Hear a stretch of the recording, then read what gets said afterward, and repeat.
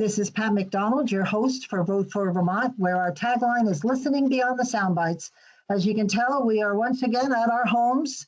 I'm all safe and healthy, and Ben is joining me on the screen. Ben, if you want to say hello and give us a little bit of your stump speech, as you're calling it. My stump speach? David should be giving his stump speech, but that's okay.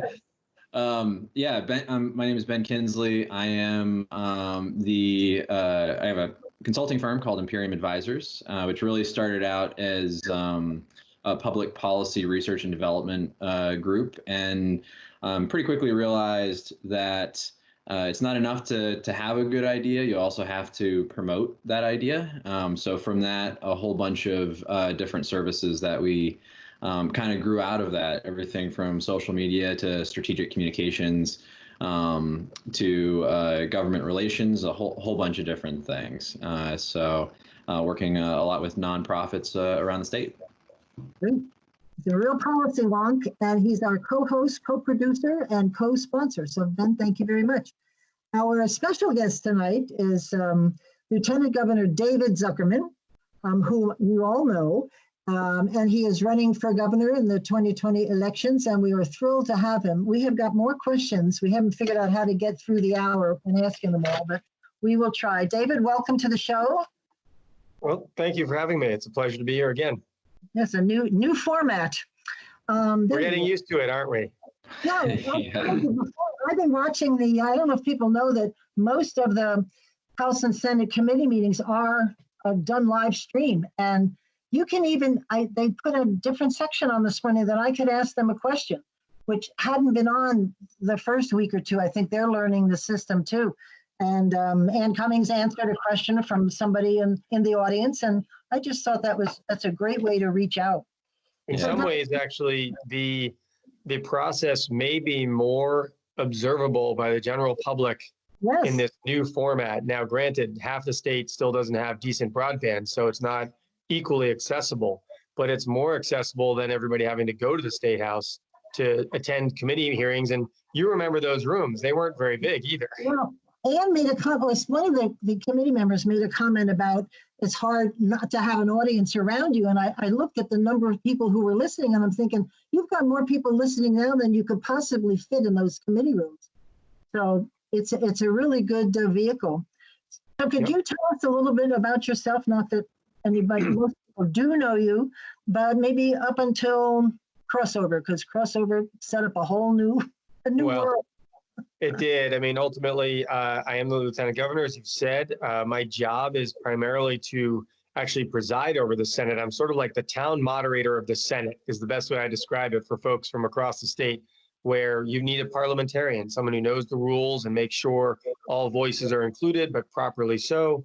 Also makes judgment calls on whether amendments are related to the bill at hand, because you don't want unrelated things to be attached just willy-nilly. We see that in Washington. I don't think anybody here seems to like that, whether you're from the right or the left. And then my job is a lot to communicate around the state, what's happening in the State House, how to help people communicate their ideas to Montpelier and to the Capitol, how to reach their legislators. A lot of times people don't even remember who their legislator was because they learned a name for a few weeks around an election and they just don't remember. So I try to help connect people to the process quite a bit. Could you talk a little bit about that other hat you wear when you go to farmers markets and all the things you grow? Because sure. Where is the name? You have a great name for your Full Moon Farm. Yeah. Right. It's funny because right here on the counter, I have my ear protection for getting out on the tractor.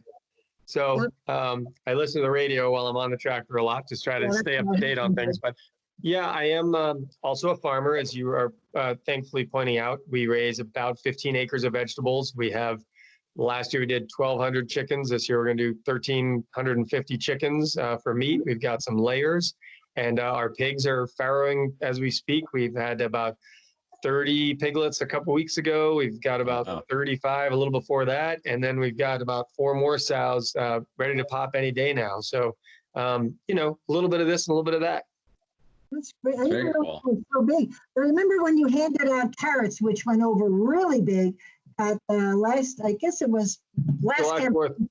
Yeah, Yeah. July 4th, that was a hoot. All the kids were so like, what do you do with this? I'm like, you eat it, because they're used to getting peppers and stuff.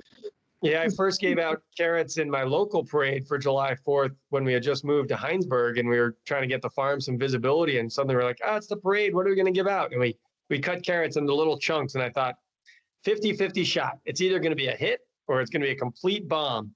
And actually, we have found that in the summer with the heat of July 4th, where chocolate's melting and the papers are annoying, most of the kids are pretty happy about carrots, and almost all the parents are happy about the carrots.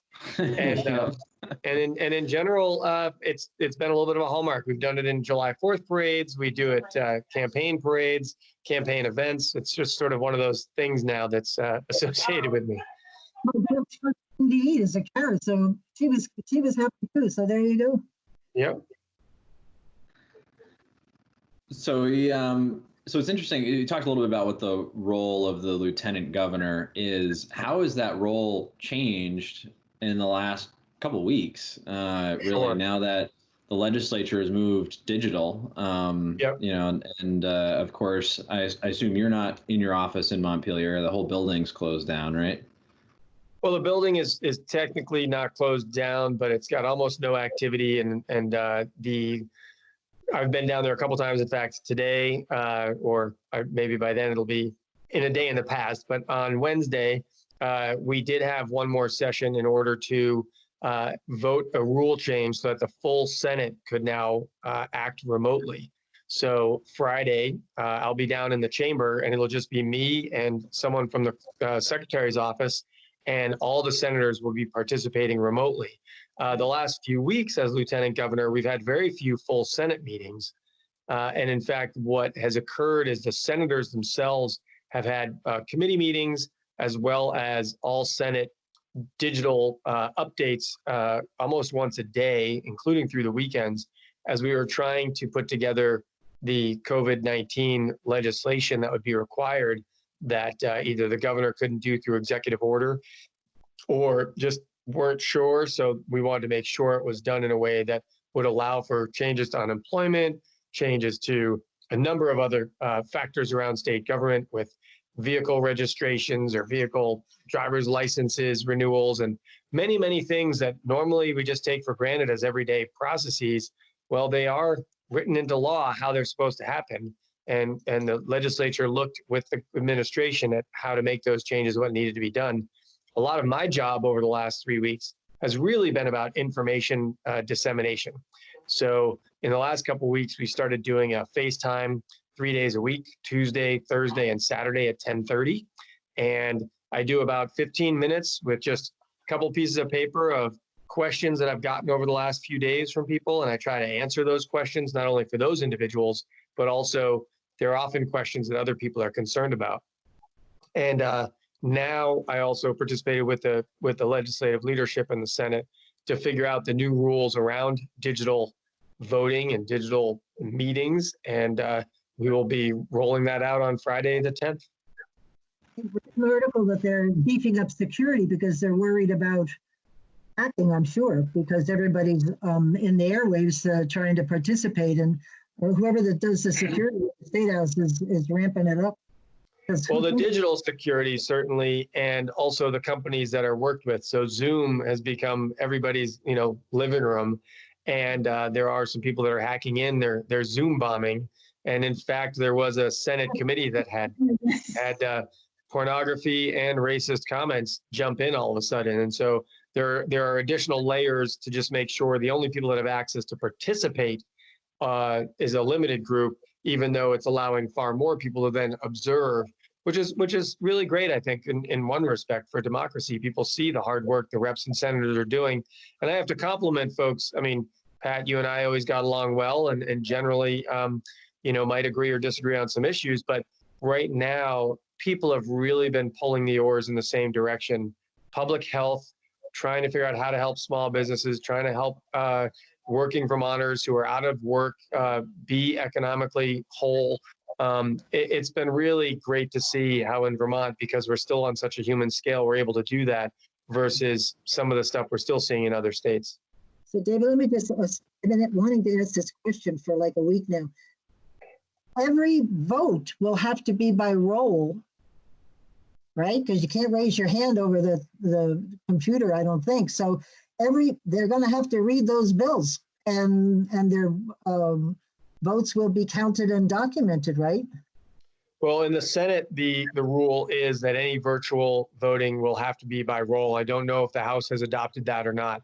But fortunately, in the Senate, there's only 30 people, so we can get through it fairly quickly. Right. And there's, we're going to keep the bills, I think, to a relative minimum. Right now, most of the bills are still related to COVID-19. I do know that they do want to turn their attention to some of the other pressing issues that they had been working on, but I think there will end up being far fewer bills this year. So that'll make the roll calls a little bit less time consuming, but certainly in the House, it's a much bigger task. Well, I don't want For sure. in your shoes, because during fiscal review the revenue forecasts for April, and there weren't many pluses. It was all minus this and minus that, and that's just huge. And I don't think property tax has much flexibility anymore where we are. So good luck to you all. Well, I think there's going to be a lot of conversations, and certainly looking to next year's budget starting in July. I think we're all looking to Washington to see whether or not they will do Recovery Act or, rebuilding laws. We also, we're going to lose a lot of the revenue we get from the tourism economy, which is a huge piece of Vermont. The end of the ski season got cut short. That's one piece, but really all those summer festivals, all those summer activities that people come to Vermont for. So that's going to be a real hit. But, we have to look at what we can bolster and try and build on. We have to look at what are we going to rebuild and how are we going to rebuild it and where that investment's going to go. And one small piece that I think will come about as we get out another few weeks is the federal unemployment package plus the federal one-time checks may actually help at the bottom end quite a bit. And that money will be spent locally. And so that might help some. But no, the forecast is, well north of $100 million short in revenue for the state. And that's a lot of money to Vermont. It's really, yeah, and that's $100 million in the current fiscal year, and the estimate for 2021 fiscal year, which starts July 1, is even bigger than that. So that's right. Yeah. Excuse me, I apologize, that was rude. Governor Scott got his emergency declaration approved by President Trump today. It happened sort of mid-afternoon, which was a very good thing for us. Yep. Absolutely. That helps with revenues coming in to help pay for the Guard troops that have been activated and so forth. I heard, and I'm sorry, we're getting off the questions, of course. I heard that this money cannot be used to supplement revenue loss, which is staggering to me, because that's where you're going to have the most problem, is when you don't have the money coming in revenue. How do you make it up? I don't understand. That's something that'll have to be looked at. I mean, certainly the administration, I'm sure, is looking into that. It may or may not come as a surprise, but I'm not in the daily briefings with the administration, electronically or otherwise. So I can't really address a lot of what they're looking at in terms of what they would cut or what taxes they would propose to, or fees to raise. Obviously, when we faced major shortfalls in the early 90s, then Governor Snelling did a marginal tax for a couple of years to get through those difficult times. Depending what the federal government does or doesn't do with rebuilding resources, like happened in 2008 and 9, depending what they do may help determine what we have to do. And it may be that we have a much more spaced out but ongoing legislative process far deeper into the summer than we have in the past. Yeah, because I know Ben and I were talking about the pension and the 4.5 at the time, 4.5 billion liability, and depends on how the market goes at the end of this year in June. What's going to happen? Whether we're going to be downgraded again, and then the cost of money, if we have to borrow, is going to go up. Maybe. I mean, the cost of money right now is pretty cheap, actually, and so it may be the right time to borrow. But the pension fund situation is one that is also a 25 to 30 year situation. So the market does go up, it also goes down. Obviously, it's very down right now, but the actuarial forecasts have to be on a multi-year forecast. Right. So some of that will have to be looked into and figured out. What could be interesting too, if the the two things actually there that I guess the disaster designation allows municipalities to draw down federal funds, which is a big difference from the emergency designation that we previously had, because now municipalities can start absorbing some of their costs in responding to the crisis. Things like, beefing up EMS shifts or, police shifts, things like that they're taking a hit on or spending extra money on. They can get compensated up to 80% of those. So that's one of the big things that comes along with the emergency disaster that was declared this afternoon. The other thing that's interesting that I think we'll kind of see, if we did find revenues to put into the pension fund right now, or within the next few months, it could be an interesting way to dig ourselves out of the shortfall that we're projecting in the fund, because if you're buying low kind of thing, because you're buying low, exactly. So if you can invest those funds, if we can find it to do it now, we can buy in and kind of start fixing some of our long-term problems as we grow our way out of it. Yeah, it's hard to play the market and know where the bottom is, but certainly buying in now is better than buying in 2 months ago. There's no doubt about it. And that's the challenge: is do we need that liquid revenue to cover ongoing expenses, or can we free up 80 or 100 million to invest? My understanding is the cash flow position is a couple $100 million for the state right now, but given that we might be 100 million short just in April alone, you got to wonder how much of that you'd want to invest. It's a tricky spot. It is. It's definitely a gamble. It's definitely a gamble. And maybe August we'll be in a better position because there's definitely a cash flow issue for the state with pushing tax filings back. Well, that gamble is the gamble that the free market capitalists think is the best thing for society. So, I smile at that a little bit because, again, that gamble is an up and it's a down.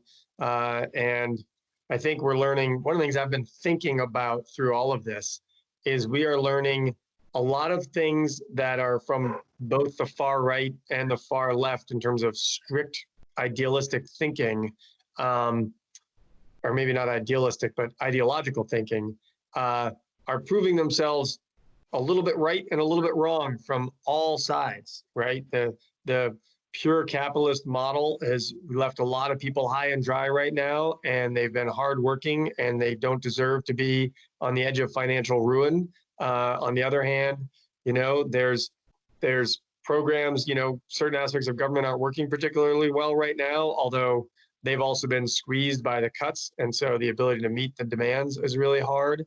So it's just an interesting moment to live in where I would say some of the regulations that we're lifting in order to help keep things going, you wonder, were all those regulations necessary or not? And will we live in a new normal afterwards where we go, oh, maybe that was a little over-regulated.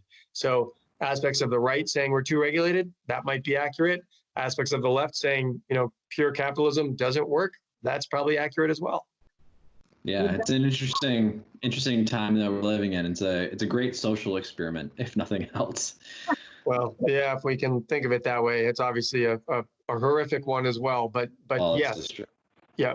I wanted to talk a little bit about, I don't know if you've been in this discussion, about the amount of UI that everybody's agreeing to give people. And it's become concerning because people are actually going to make more on UI than the lower paid employees who are losing their jobs.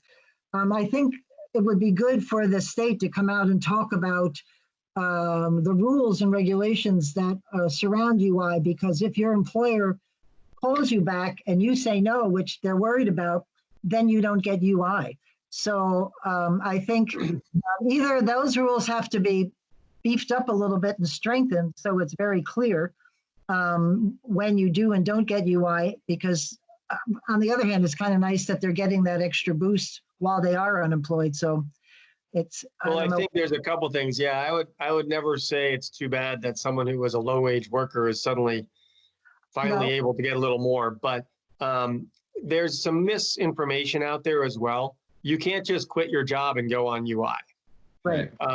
You still have to have lost your job due to the COVID-19 crisis. So at some point, I've heard some people saying, oh, well, why wouldn't everybody just quit their jobs and go off on UI and make more money? That's just frankly not an option. The reality is, if you lose your job because your business has been shut down because of the declarations and social distancing needs and so forth, and that it's a non-essential business, then in some ways this is actually really helpful, because those businesses that can stay open have people out there with a little bit more resources to buy their goods. But also there's a lot of other consequences. Normal unemployment, if you're going to get 57% of your prior wages, you might not be able to pay your rent. Well, if you can't pay your rent, then the landlord can't pay their mortgage, and it goes up the ladder. So I think it's a far wiser investment of federal and state dollars to make sure folks have enough cash flow to stay in their residences, to pay their bills, so that the consequence of they're not paying their bills doesn't snowball in more and more businesses failing. You know, we did make it so that the penalties for late payments would not be allowed or would be pushed off. And I think that's really important. But I also think it's socially important as landlords, as business owners, to say, where can we be a little more gracious so that when we go to rebuild, more people are starting in a place that they can jump right back into the system. If we play hardball as business owners, as landlords, and so forth, and say, we're going to squeeze everybody for everything that we're entitled to, that will actually hurt us in the long run. And one thing I've really seen around Vermont, and I really appreciate Vermonters across, again, the political ideology, is that the community ideology is pretty darn strong amongst most people. I have heard about some employers of some of the mini mart gas stations and others who haven't put up plexiglass for their employees, who haven't laid out real social distancing tape on the floor of the store to say, if someone's at the counter, stand back this far. And you know, those frontline workers who are making $11 an hour, they actually, if their employer doesn't instigate COVID-19 proper guidelines as per the CDC, they have a right to quit and get that unemployment. And so I would say those employers that aren't doing that, serves them right if they don't have employees, because they should be implementing protective situations for those workers in this moment. Yeah, I agree with that. The legislators were a little confused about people quitting and getting UI, and then if this company wants to have you come back and you don't want to come back, I don't think they realize then you don't get UI because you've been offered a job you've done. So it's not that you're not qualified, and unless something's happened to you in the meantime. Well, the language, my understanding in the very quick language that passed was it probably did allow a little bit of that window to occur. I think in this first 2 and 4 weeks, that's probably not a problem, because I don't know that many folks that are going to be hiring up because they're expanding and whatnot. But I do think that the economic development committees in the House and Senate will be looking at that moving forward, because the requirement to be looking for work has been waived. And so as long as that's the case, people can stay unemployed and getting both of those checks. But, you know, most people want to work as well. And so we will see how that unfolds. But right now, I think it's better to err on the side of getting cash into people's pockets so that they don't default on their bills and debts, because that's just going to cause a bigger problem. And a little plug for UI, they're killing themselves trying to answer the phones. They've just never seen kind of volume before. And people are so mad at them, but it's really not. They're trying so hard. Well, you've been in administration before. You know that this is completely unprecedented. They've had more calls in 2 weeks than they normally get in a whole year.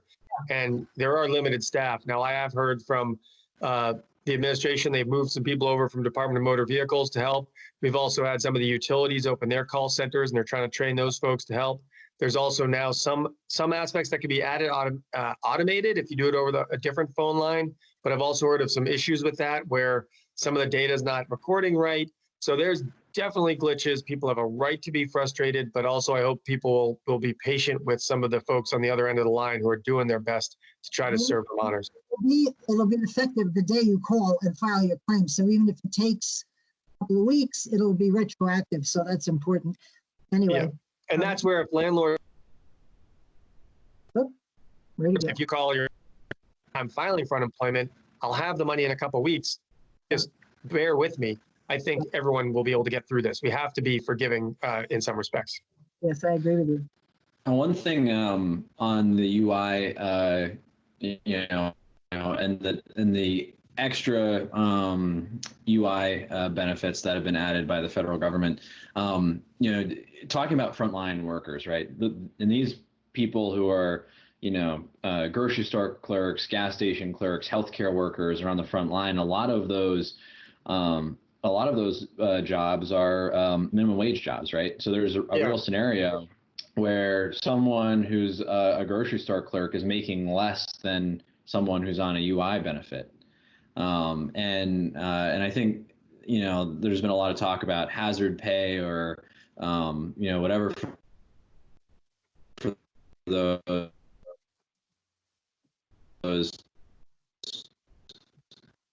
I'm losing you a little bit there, Ben. I apologize.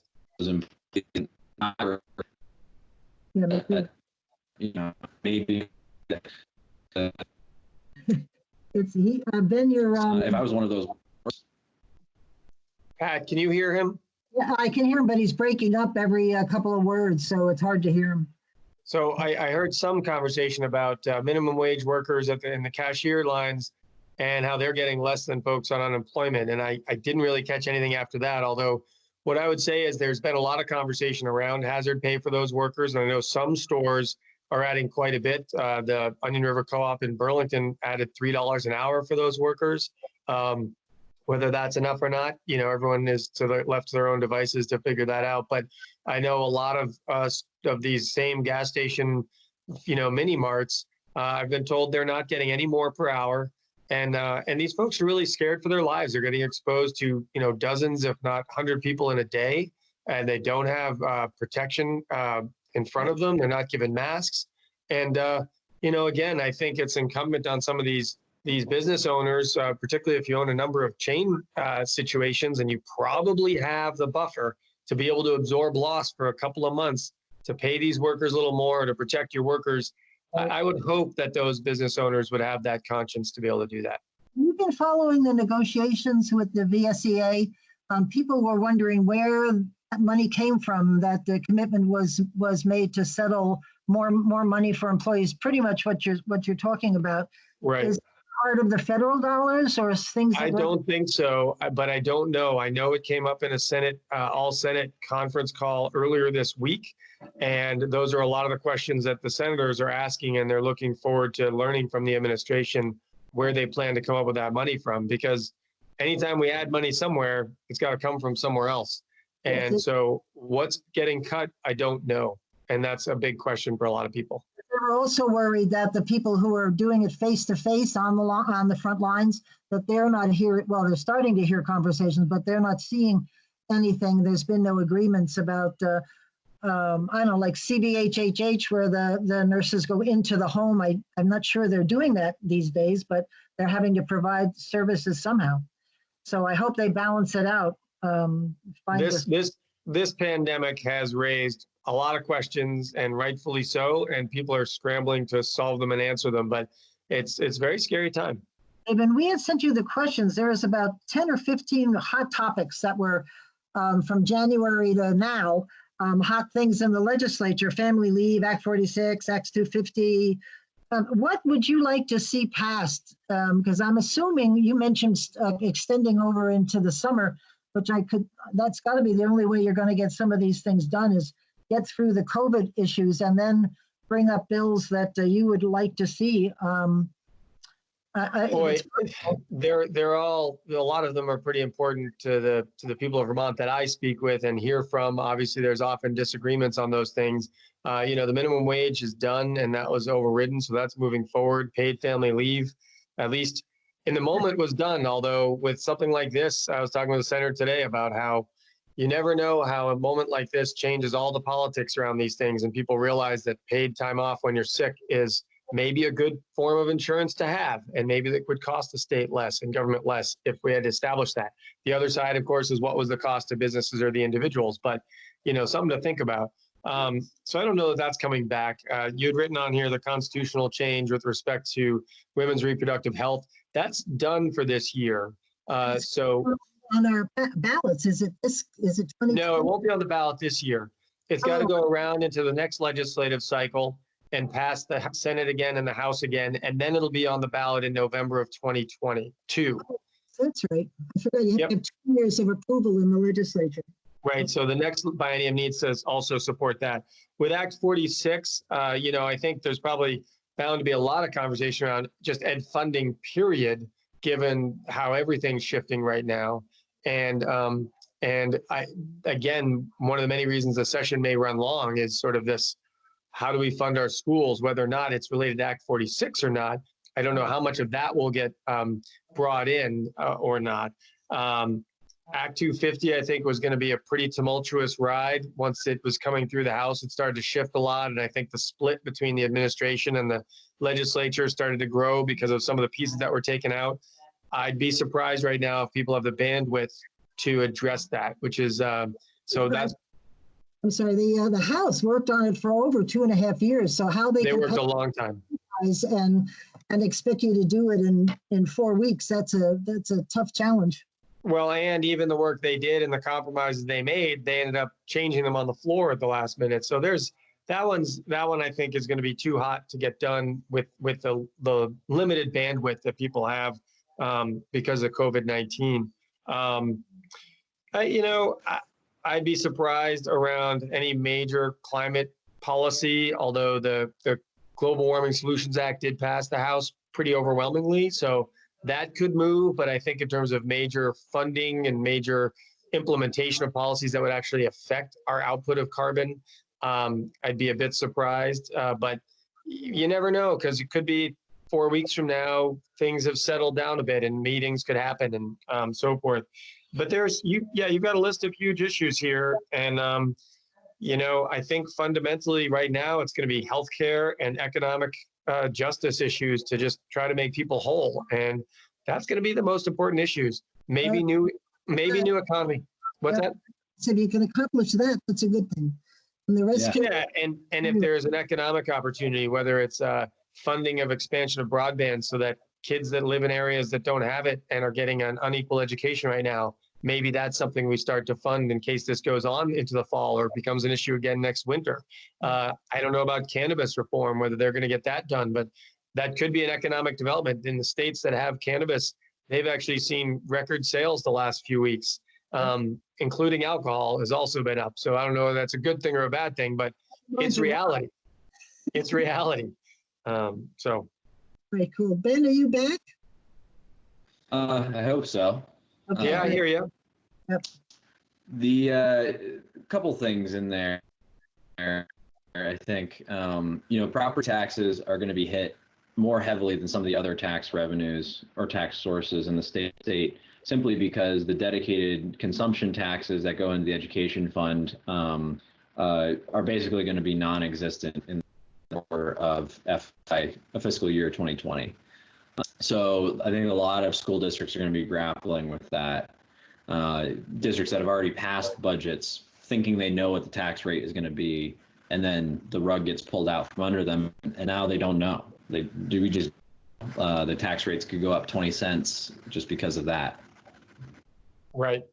Well, there's a lot of different factors at play here. One piece that's maybe makes it slightly better is that the revenues for those consumption taxes really got cut short in sort of 1/4 of the year. This second quarter of the year, which is the fourth quarter of the state fiscal year, means that for 3/4 of the year, those revenues were coming in.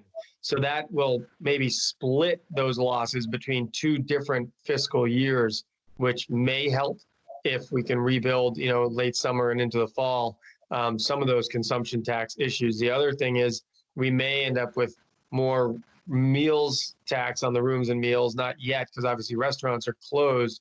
But if people have more revenues, more money from whether that the unemployment money or the stimulus money, there may be some other consumption dollars that are up eventually.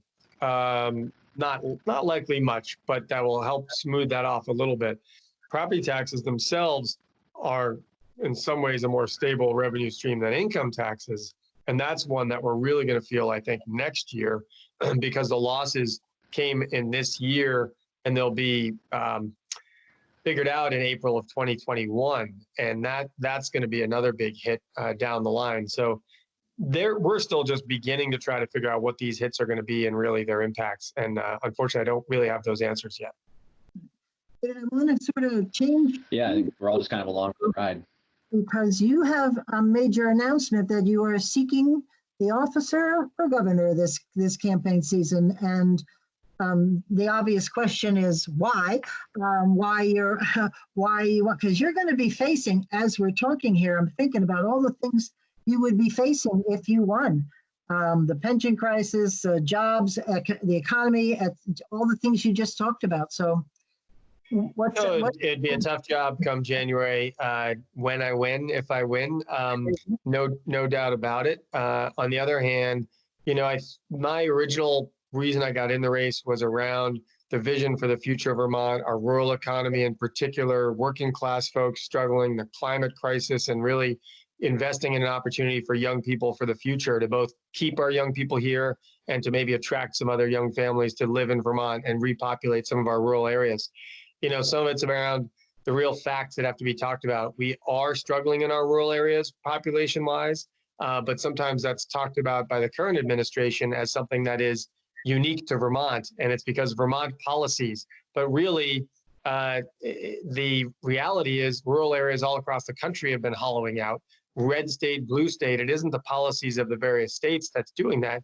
And if anything, Vermont's actually losing population less quickly than many other parts of the country. Across the country, counties that have fewer than 50,000 people are losing population in 62% of those counties across the country. In Vermont, it's 50% of our counties that are under 50,000, which is every county but Chittenden. And I think part of that is an opportunity because we live so close to Boston and New York and Connecticut, that if we were to invest in our rural economy, invest in broadband, invest in affordable housing, and invest in helping people lower their bills by weatherizing their homes, whether they're seniors or working class folks, there's really an opportunity to draw people into Vermont and or keep people in Vermont. And so the whole premise of my running and jumping into this race back in January was that with more vision and investment in our future, we actually could really build Vermont for a strong many, many years.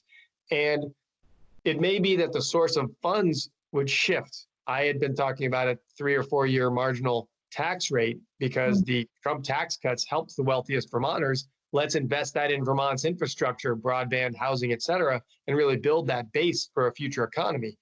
That may not be as possible with what the stock market did and so forth. On the other hand, if we have a rebuilding stimulus package out of Washington, we may have even more money than the $100 million per year that I was thinking of for broadband, affordable housing, weatherization, and so forth.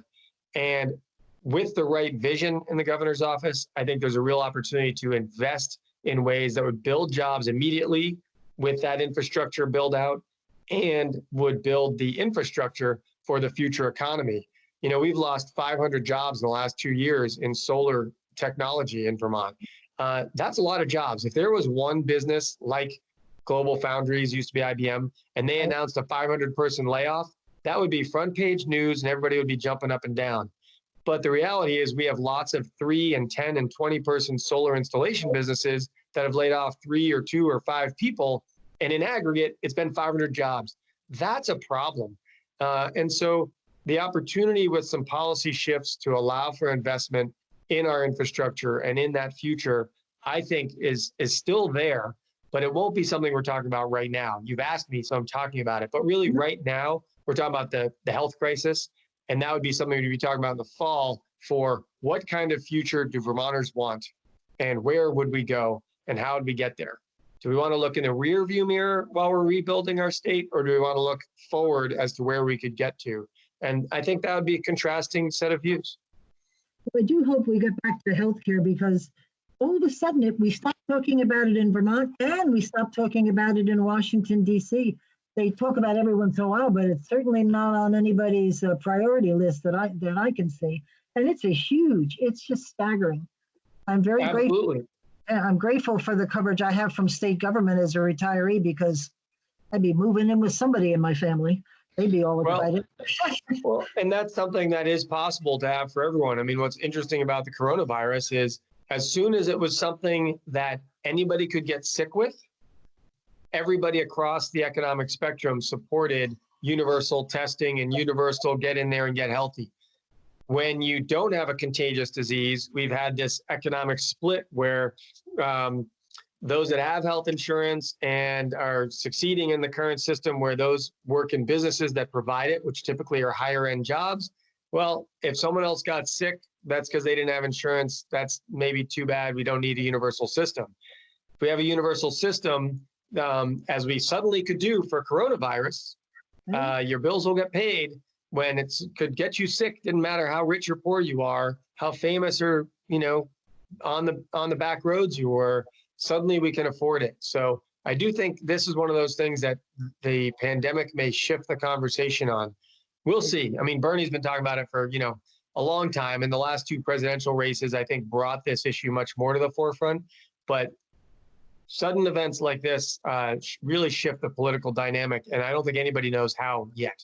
Yeah, I think we're still figuring it out. Absolutely. And speaking of kind of there, like suddenly overnight we have universal healthcare in some context. And the other thing that kind of shifted overnight is this concept of direct stimulus money going to the lowest income people. It's almost Andrew Yang's thing, right? Yeah, exactly. It's very, very much in line with Andrew Yang's idea of the guaranteed income. And it's kind of seeing it, that those stimulus dollars getting injected at the lowest level of our economy, almost like a trickle up economics instead of a trickle down economics. And it's going to be interesting to see how that plays out, how it impacts the economy and people's behavior and spending behavior and all of that. It'll be very interesting. I think so. I mean, it's a one-time payment right now, and Andrew Yang's was every month. So I don't think we'll quite get the full effect, but I think you're absolutely right. It'll be very curious to see whether it's something that the general public is supportive of, that frontline small stores in rural areas see a boost from, and then they might become supportive of it. There's a lot to, we'll be able to look back on 6 and 12 months from now in terms of what policies got implemented that suddenly people were like, oh, maybe that's a way to do things. But I think we're in it right now and it's too early to tell. Yeah, it is. It's definitely too early to tell, except for the fact that a whole lot more people are, shifting to the to digital forms of communication, us included. Where they can. And we're Yes. learning things, even with looks like your speed is pretty slow. Mine has been pretty slow. And I've learned occasionally if you turn off your video, at least the voice comes through, which is an option in some cases. Yes. David, can I talk a little bit about how your campaign is going? I've read a couple of interesting things. You've exceeded your startup goals. You're expanding virtual campaign, which is pretty much what we're talking about now, and you've started a listening tour. And I don't know whether it has to do with COVID, but there's some music thing here that you were working on with John Galemore, who I am completely enamored with. He's an amazing man, a treasure for Vermont. He is. I first saw him when I was at a summer camp back in the mid 80s. So I feel really honored that he was willing to join on for that concert.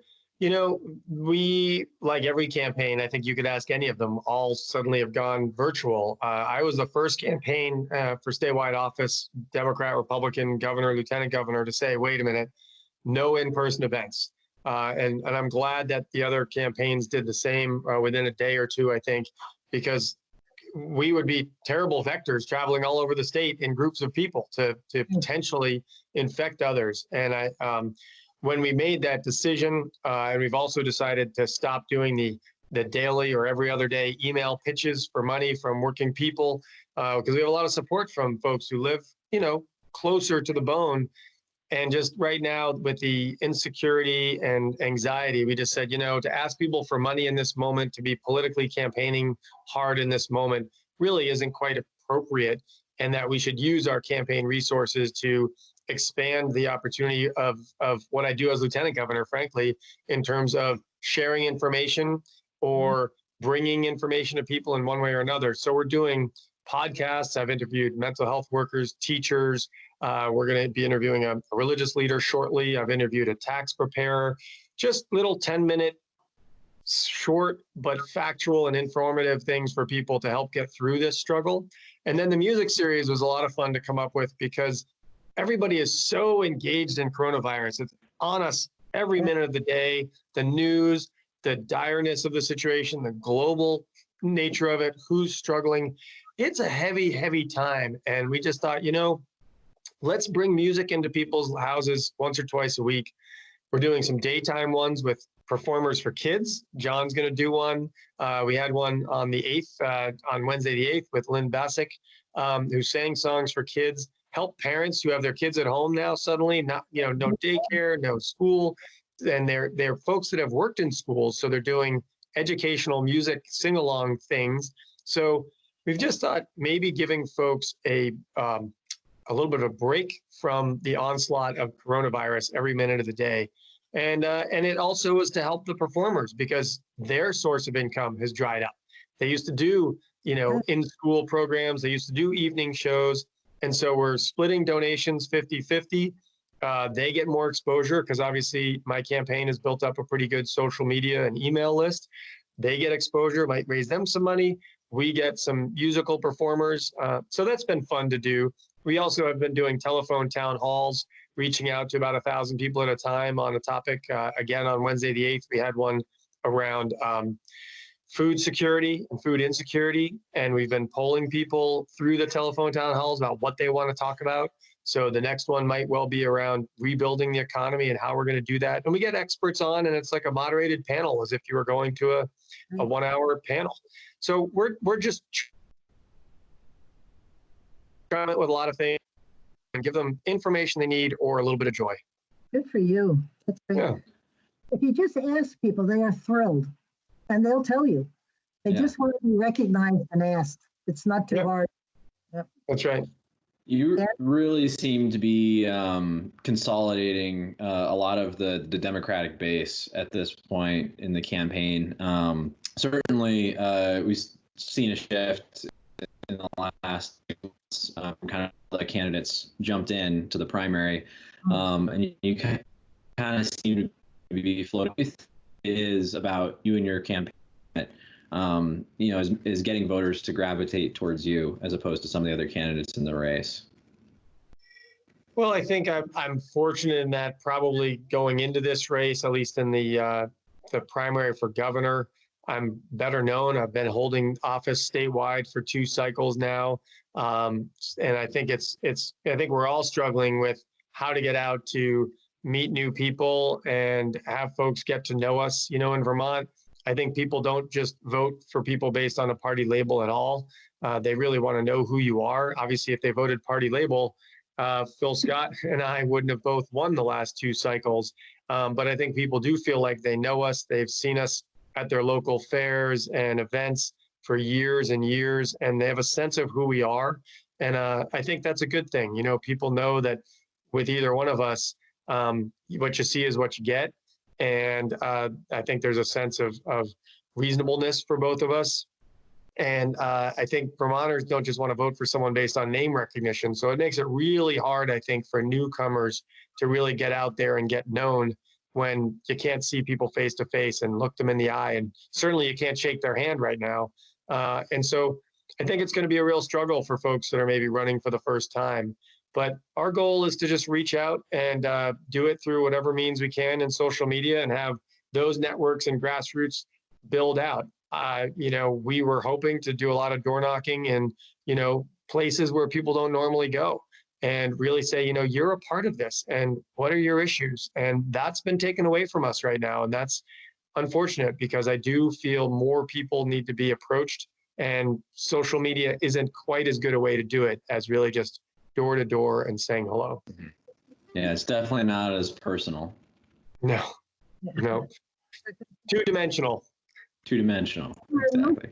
Quiet until the legislature went home, at least the legislators that are in session, because you're not supposed to be necessarily campaigning while you're working at the State House. Of course not.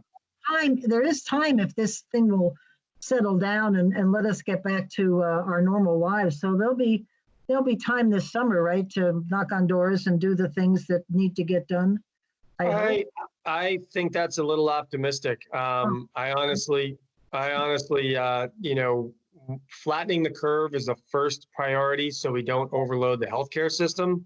But if we go out there and start mixing up with folks and getting too close to people and doing our normal summer festivals and so forth, and there still is this virus out there, and not enough people are either naturally inoculated, and we don't have a vaccine yet that we would, need to implement so that we could increase our inoculation to this virus, then we risk a second spike or a third spike.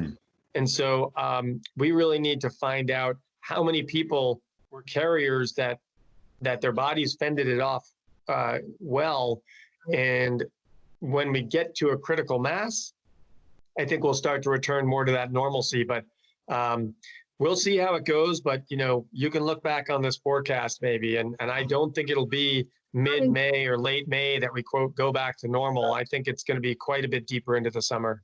Yeah. I'm a social person. This is very hard. It's a poor substitute. Well, and as a farmer, it's really hard. 2/3 of our business is direct market. We do the farmer's market. We do a CSA, that's face-to-face. And we're having to really shift our business plan. And that's what a lot of businesses are having to do. And I think that's something else that, at least in my campaign, distinguishes me from an opponent, which is that I run a business. I've got payroll to meet. I've got marketing to do. I've got to adjust the business based on the conditions on the ground. And in this way, my spouse and I and our team on the farm are really trying to rack our brains. And with everything shifting every few days, you come up with a plan and then you shift it again. And it's really hard and jarring to do that. Yep, I shouldn't be complaining. I'm actually very fortunate. So when I hear those kind of stories, you're like, whoa, that's tough. Well, so let's switch a little bit, because you were talking about expanding the virtual campaign and using social media, which Senator Bernie Sanders did. He pretty much started the taking up from Howard Dean. He really took it home. What did you think of his announcement today? I was surprised personally, but. Well, Bernie, for all the grief that he gets from sort of mainstream political figures, I think many people around the country don't really know Bernie as well as we in Vermont do. And Bernie has been a selfless fighter for a long, long time. And I know he's got his naysayers here in Vermont who say, well, he's made it rich as a congressman. I think that's a real stretch relative. What's that? Good for him. Anybody that makes money, I don't. Well, but some of them argue he makes it off of the tax dollar. But the reality is, he did ultimately write a book and did decently with that. But in the end, relative to the vast majority of Congress folks, he's still not very high on that ladder. And he works 70, 80 hours a week for the last 40 years. So anybody who gets mad at him for doing well, I think, wait a minute, if you're from the hard right and you're mad at this guy who works 70 or 80 hours a week and him getting rewarded for his hard work, I thought that's the whole thing you argue for. Right. But in any case, the whole point.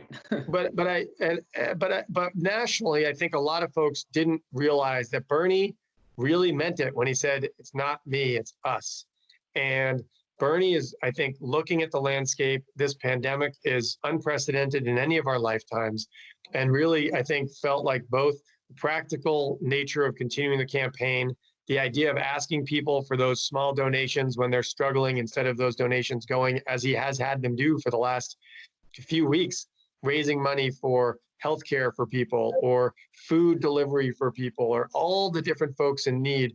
I think his decision today really epitomizes who he is and what he's fought for his whole life. And I hope that he gets really recognized for that, even by his naysayers. And I know it's been disappointing to a lot of people. It's sad for me. I happen to think he was actually a stronger candidate against Trump than Biden. I'll still be supporting Biden because I just think Trump is a disaster for our democracy and faith in the system, and frankly, our economy in the long run, and just truth and honesty. But amongst many other words I could say, but I do think their political strategy wise, I think that's Bernie inspired a lot more people. And when you want to win, you have to inspire people beyond your base. And that's, I think, an issue going forward. And I think people need to stop and wonder why kids, young people, were really attracted to Bernie. You know, he's not a young yuppie kind of candidate. He's Bernie. They love him. My mother loved him, and he's never much changed his mind about things. He has said the same things. Very consistent. Arrived here, and not many politicians can say that. I think that's one of the reasons young people like him. Not only was he fighting for some issues they cared about, but they felt like he wasn't a typical politician. And I think, you know, Biden will have to work really hard to get those folks excited to vote for him. I hope he does do that work because I think we need to see a bump in their turnout to beat the current president. Because if it's the traditional voters who vote Democrat, you know, they already got 3 million more votes last time and they lost in those key states. And if you plan on those same people voting, then I'm nervous for the outcome. Although I do think percentage will go up in some of those key blocks. I know the communities of color are going to, you know, come out strong as they have, but reading it in the primary is different than reading it in the general. Yeah. And sometimes people equate the two equally and they're not. Same animal. So, you know, it'll be interesting to see what happens. I really appreciate so much. I mean, not too many people who are 77, 78 years old put that kind of energy into helping make their communities better. I mean, many of our seniors are at our churches and they're at our, you know, community centers helping, no doubt about it. But to do it 70 hours a week, day in and day out, that stamina, he's a remarkable human being. He actually looks better now than when he started. He's lost weight. He looks good, actually. So well, and for lack of a better way to put it, you know, he actually didn't have a great heart when he started. And when you open up those blood vessels and you get your blood flowing better, you're actually better off. Right. Yeah. Ben, we've sort of run out of time from looking at the calendar, have we not? Yeah, I think we only have a couple minutes left. So thank you very much, Lieutenant Governor, for joining us. We can call you Governor, the actual title, right? Lieutenant Governor is fine. And, you know, I really appreciate the opportunity. It's always a pleasure talking with both of you. I'm happy to come on anytime because we really go around a range of things and it's very, very respectful. And I really appreciate the shows you run. You say it's my show, but it's our show, but it's really yours. We try to have you bring your ideas to the people and in any way you want. So come on back anytime you want. Now that we've got this new approach, call us from your house and from your farm. We could do whatever. Do it from a tractor. Well, maybe if we do it on my phone, we can walk around the farm while we're talking and you can see some stuff. There you go. That'd be cool. Those who are out there viewing and listening to this show, I hope you've enjoyed it. We'll see you next week. And in the meantime, keep listening beyond the sound bites.